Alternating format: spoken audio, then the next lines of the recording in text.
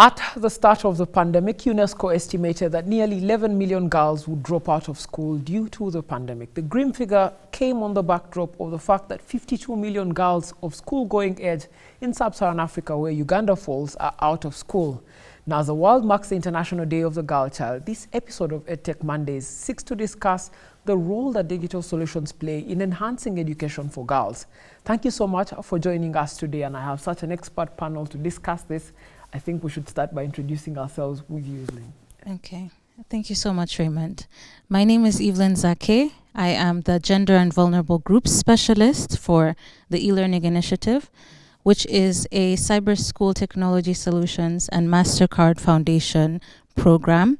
It really was born out of the pandemic. It's a baby of the pandemic, and it's looking at exactly what you've talked about, which is addressing what happened when COVID came.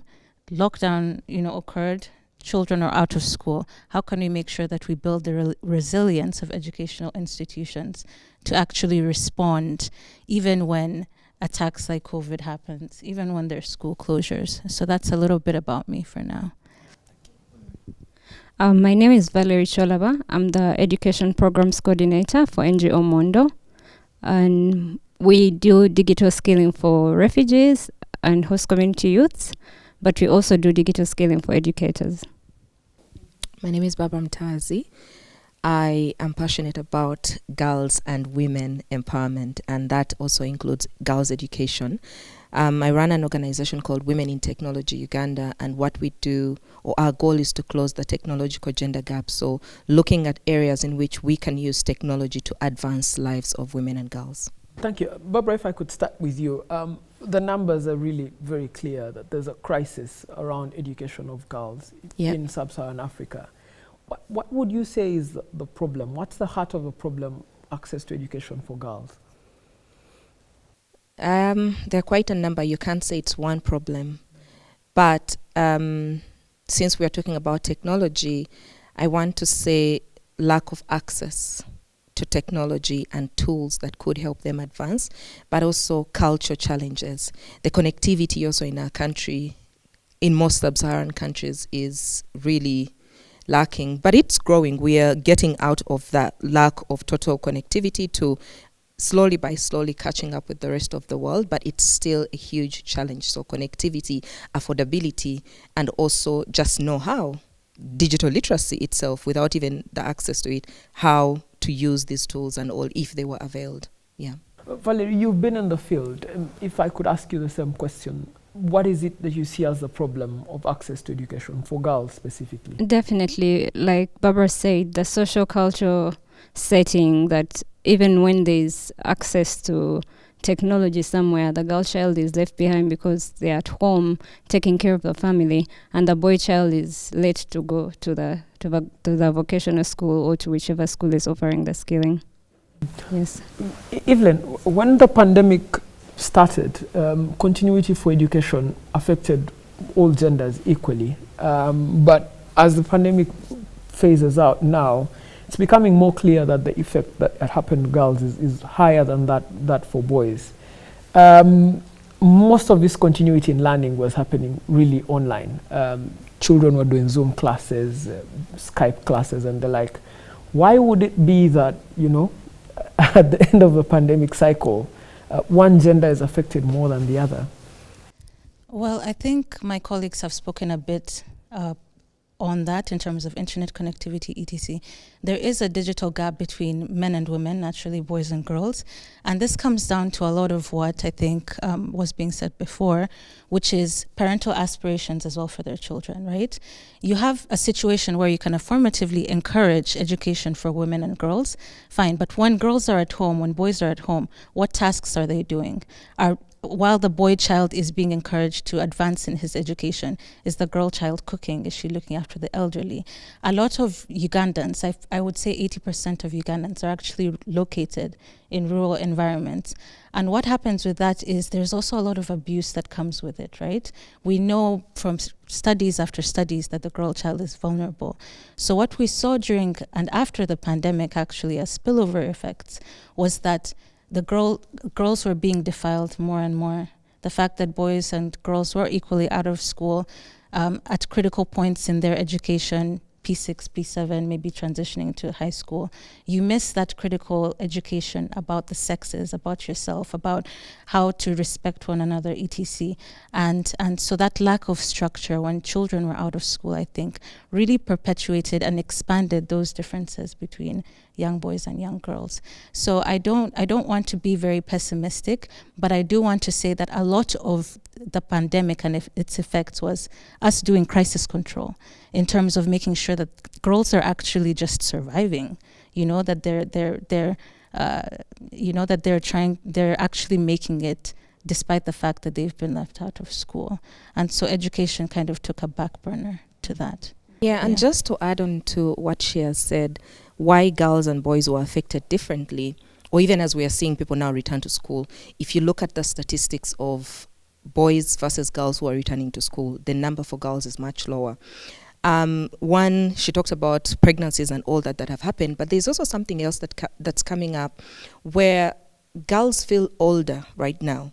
So if the pandemic happened and she was already older for the class, let's say she was 13 and she was in primary 5, now she's 15 or 16 and she's supposed to be in primary 5. So the Zoom classes and everything, that was happening here in Kampala, Wakiso and the neighboring districts.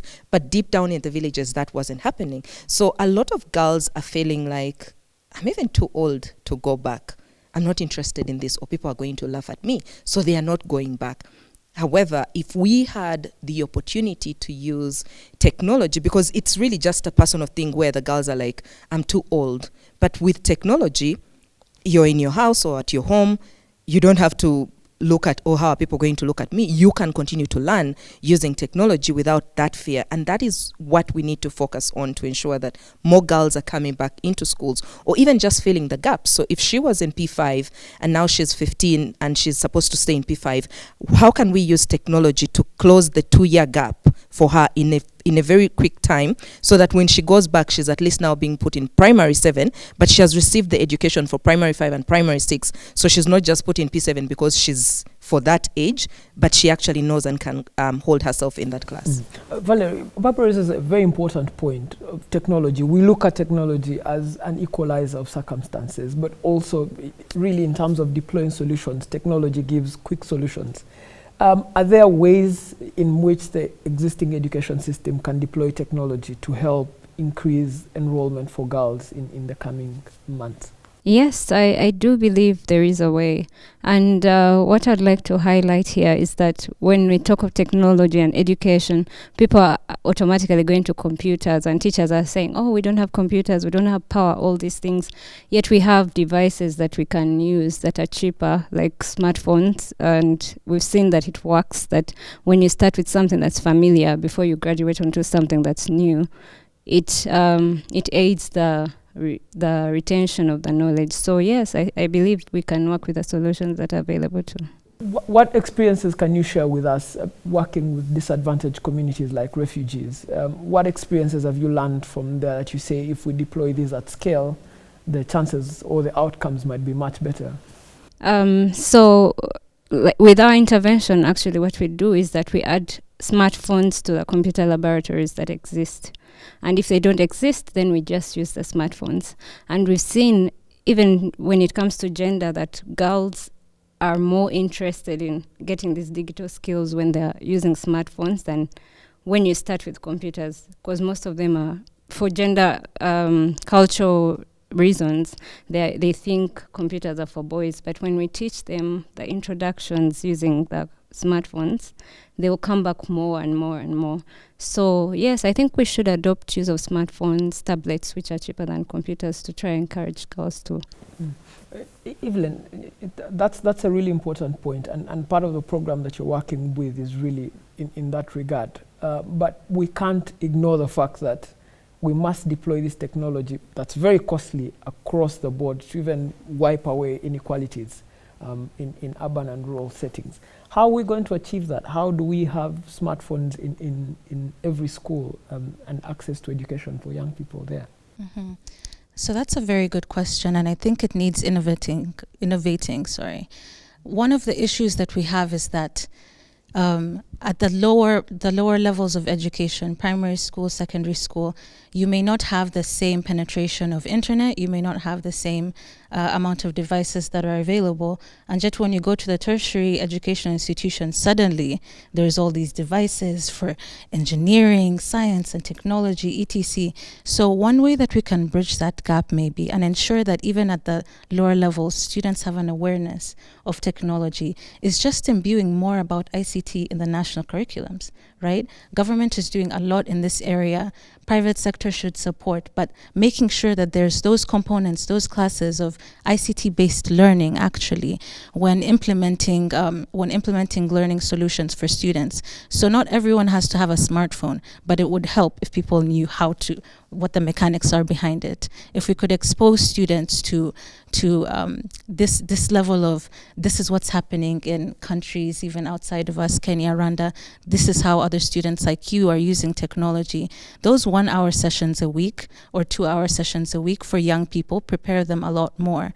And I think also open their minds up, right? And then when it comes to speaking to young women and young men, having maybe training teachers a bit more when teachers are in PTCs or when they're undergoing their training, having that understanding of what is gender responsive pedagogy.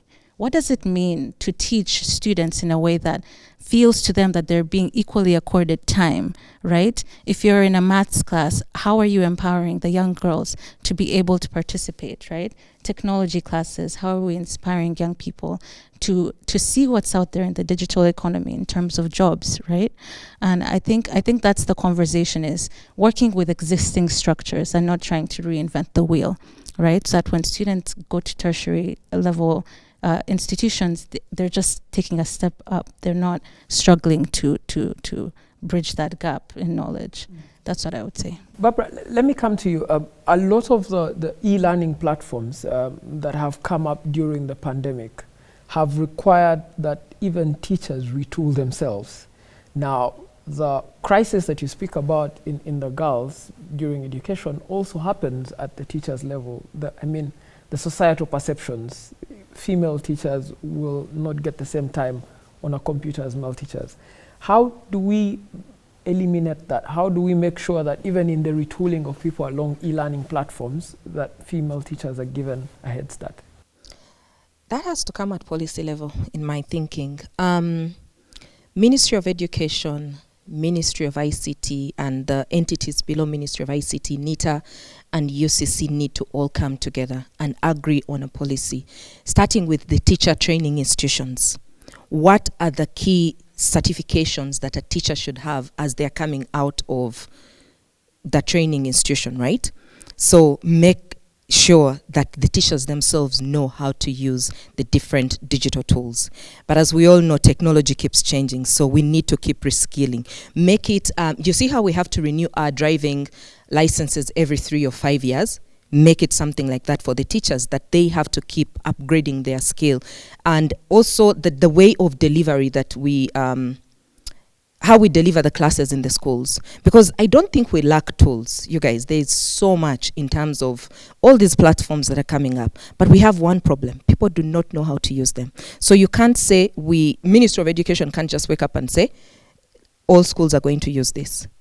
If the teachers themselves do not know, even if UCC puts computers in all these schools, it's not going to work. So let's start with skilling our teachers on how to use the devices and how to repair, basic repairing. Because I work in rural areas, and you go to a school and they'll say that computer hasn't been working for the last 3 months because it died.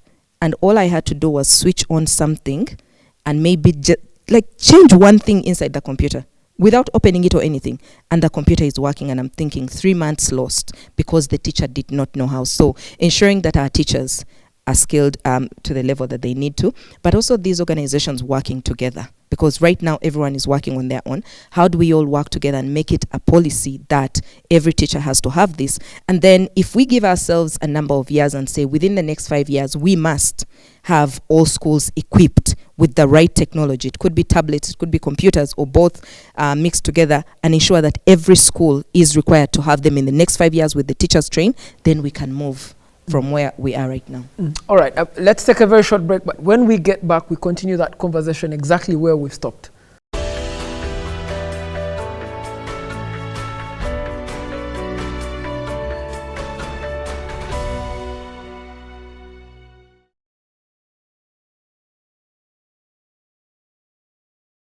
Thank you so much for staying with us on EdTech Monday. We're discussing the International Day of the Girl Child, but more specifically how digital skills can keep girls in school and bridge the gap between the boys and the girls. Just before we took the break, we were talking about digital retooling skills for teachers so that they can teach students much better.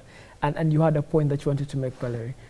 Yes, just to add on what Barbara said, creating synergy, like when we have so many interventions aiming at the same thing, I believe that the policy can be that we come together and have one uniform thing that's sustainable. Otherwise, we have so many NGOs coming, doing something little here, something little there.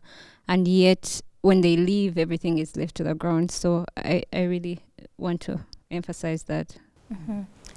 And then I think just to add a quick note is that when we're trying to do the standard system, where you have a consortium of partners instead of just one actor in their own silos, I think we shouldn't forget to speak about the needs of learners with disabilities, girls with disabilities, and the idiosyncratic challenges that they face.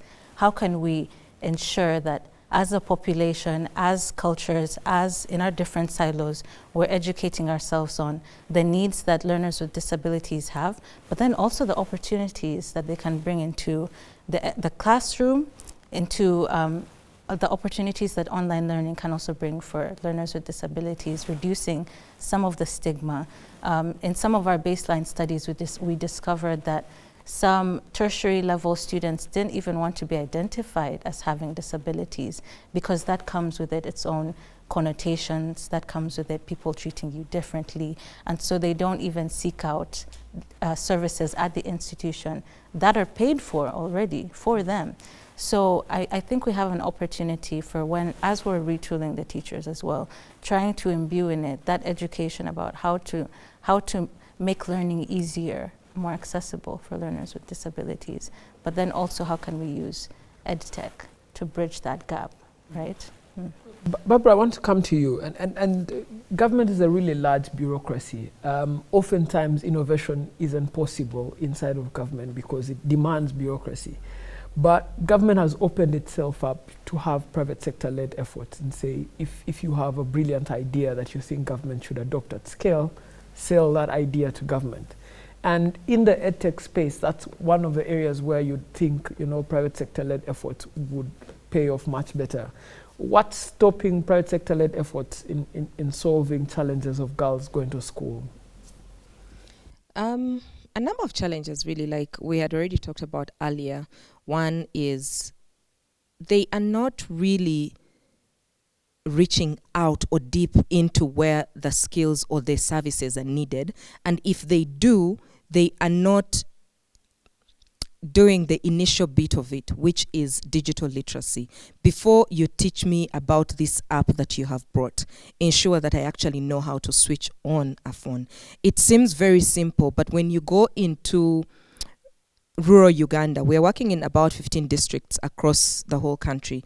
And with the 90,000 people that we have reached, more than half of them are not even literate. We are talking about adults between the age of 18 to 35. Most of them don't even know how to write. They don't know how to, some of them actually own smartphones, but all they know how to use this phone for is calling and sending a text message, and for some, mobile money. And beyond that, they don't know anything else that the phone can do. And these are parents to kids that we want these platforms to reach. So we need to also tap into that. How do we scale these parents to know that your smartphone can be used by your child in the evening for an hour to learn something if you can download this app? So working together, working with the district, going down. Look, when you look at central government, go down into the districts, look at the local district leaders. How do we get those to work with the community to ensure that there is information access on what tools are available, how exactly they're going to help your child as a parent do better. And so if we can do that, and also timing of the training is important. If these tools you see, when we are going to do this digital training, most times as developers of these apps, we are going to say from 9 to 12, there is a training that's happening. Bring your children or come. But if I am a farmer and we are in the season where I need to be planting, you will not see me coming. But if you came down and looked at my time and say, okay, in this community, the best time to reach out to these people is going to be time X, and you work in that time. If it's coordinated effort, like everyone working together, I think it would work better than us expecting government to be the one to do these things, or private sector working on its own. Ensure that Ministry of Education knows you're going to Ibanda district to reach out to parents to teach them about your education app. How can the district education leads in that district work with you on your EdTech platform to ensure that it gets to the schools, it gets to the parents, it gets to the teachers? Yeah. Valerie, if I could come to you, what are those things that government should do to signal to the private sector that we're open to do business with you, we're open to deploy solutions with you? I think there's need to also regulate the players that are coming in and really digging down to what the intention is. There's so much going on especially after COVID. So many organizations doing so many little things, but everyone who comes, they have an intention. Probably they'll do their program, do what they're doing, and dump it and go. And there's no follow-up, there's no sustainability. I feel like from interventions should be maybe vetted by the government with the interest of the nation, that there's sustainability and it's followed up. I feel like there's a lot of abandonment of projects. Someone comes, works for 3 months, and they're gone. Yeah. Evelyn, if we could start now in conclusion. We've spoken at length about what should be done for girls to be enrolled into school. We've spoken at length about e-learning platforms, retooling teachers. What is it that's the magic bullet that, if we deploy this at scale, it's very likely going to receive multiple results that we keep more girls in school? I wouldn't call it a magic bullet. I would say these are things we've been talking about, because resources in this space are not exactly abound. What Valerie was talking about in terms of there's a lot of programming that's happening. How can we have those programs speak to each other? And at a larger scale, how can government look at different levels of education, right? And make interventions that are specifically targeted towards the young people.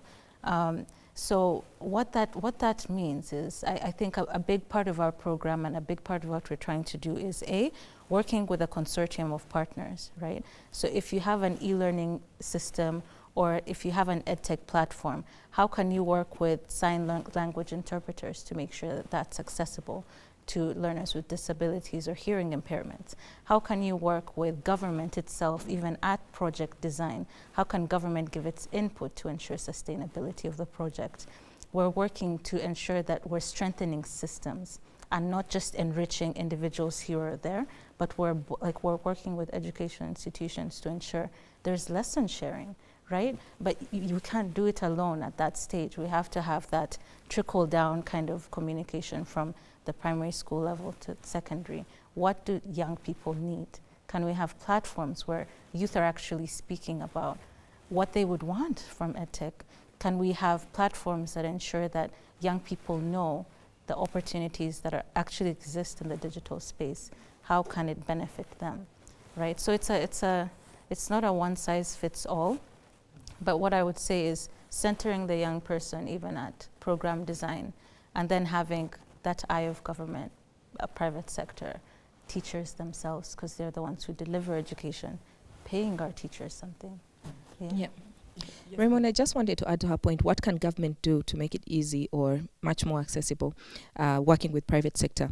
One of the biggest challenges most of these platforms, EdTech platforms, are facing is access, getting into a school, especially government owned schools. So they will ask you to have a letter of from Ministry of Education introducing you to the district. Then the district also now introducing you to the school. Now getting that letter from Ministry of Education has not been easy for most young, especially if they are young people. You walk into ministry, even if they say, yes, we are willing to work with private sector and all, the rate at which someone walks in and gets access to that letter that is introducing them is really hard. But of course, I know Ministry of Education also doesn't want to just give out these introduction letters to any person. So what she was talking about comes into hand. kind of putting some sort of standard for people who are building these platforms and all, but also that would make it easy for ministry to verify you, give you the opportunity, allow you to go to these schools so that you can test your platform. Otherwise, a lot of these really good platforms are going to waste because accessing these schools is not an easy thing. Yeah. Raymond, yes.